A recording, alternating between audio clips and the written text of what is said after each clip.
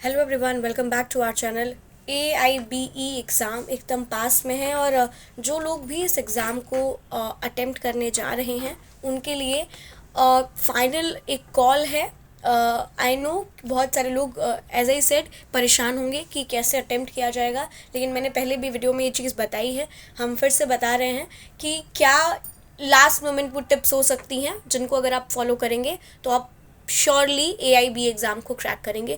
देखिए, bare act पे command होनी बहुत ज़रूरी है, ये मैंने हर वीडियो में बताया है।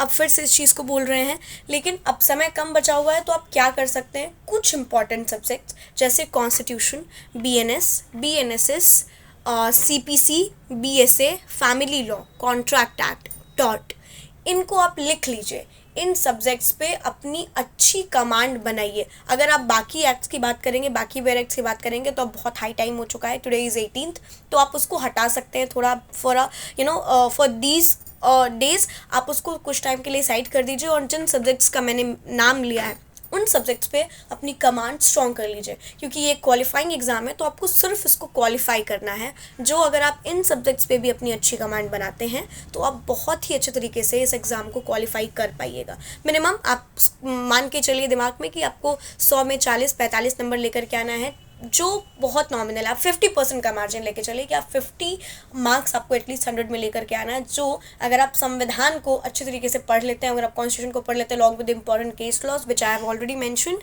तो आप सफिशेंट होगा। अगर आप BNS को पढ़ लेते हैं, बेयर एक्ट पे थोड़ा कमांड रख लेते हैं, BNS के सेक्शंस पे थोड़ा सा कमांड रख लेते हैं, कुछ कॉन्सेप्चुअल क्वेश्चंस भी कभी कभार आ जाते हैं, उन पे सफिशेंट माना जाएगा। BNSS अगर आप थोड़ा ही करें, क्योंकि ये सब टेक्निकल सब्जेक्ट हैं, प्रोसीजरल लॉज हैं, तो दिक्कत होती है।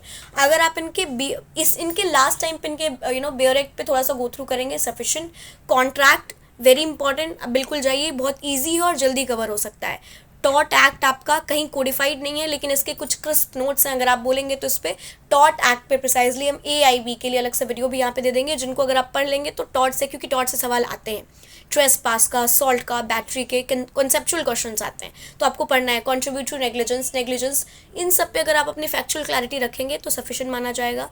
उसके अलावा CPC अगर आप डिफ़िकल्ट लगता है तो आप CPC को ऊपर से पढ़ सकते हैं, छोड़ सकते हैं, आपको रटने की ज़रूरत नहीं है। सफिशेंटली करना क्या है, बस बेयर एक्ट पे कमांड और कंसेप्चुअल क्लैरिटी, ये दो टिप्स को याद रखिए।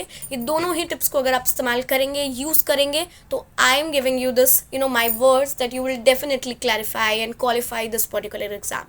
All the very best. Thank you for watching. Stay continued.